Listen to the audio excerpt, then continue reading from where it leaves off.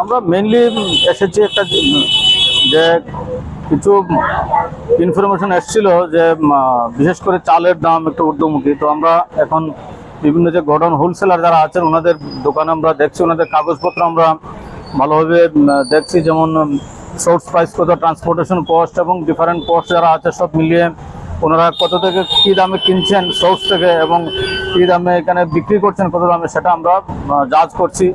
এবং আমরা ওনাদের সমস্ত ইনভয়েসগুলো আমরা ইনভয়েসের কপি আমরা নিচ্ছি এবং যদি কোনো ডিসক্রিপেন্সি পাওয়া যায় তাহলে আমরা আইন অনুযায়ী অ্যাকশন করবো।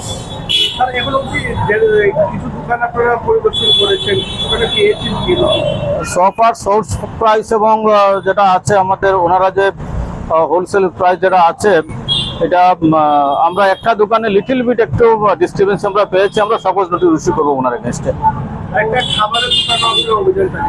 এটা আমাদের রেগুলার অভিযান আমরা করি বিভিন্ন এরিয়াতে, আগরতলা সিটির বিভিন্ন এরিয়াতে আমরা করি। তো আমরা দেখেছি এবং ওদের হাইজিন মেনটেন করার জন্য আমরা স্ট্রিক্ট ইনস্ট্রাকশন আমরা দিয়েছি যাতে হাইজিন মেনটেন করে চলে।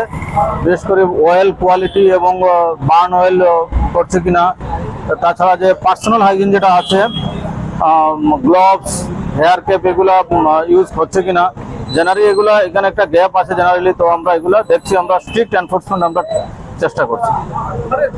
বাজারের দামটা নিয়ন্ত্রণ করার জন্য যার জন্যই আমাদের এইভাবে আমরা এনফোর্সমেন্ট টিম আছি, আমরা প্রতি এরিয়াতে আমরা এনফোর্সমেন্ট করছি এবং যদি কোথাও কোনো ডিস্টারবেন্সি পাওয়া যায় তাহলে সাথে সাথে আমরা অ্যাকশন নেব এবং নিচ্ছি।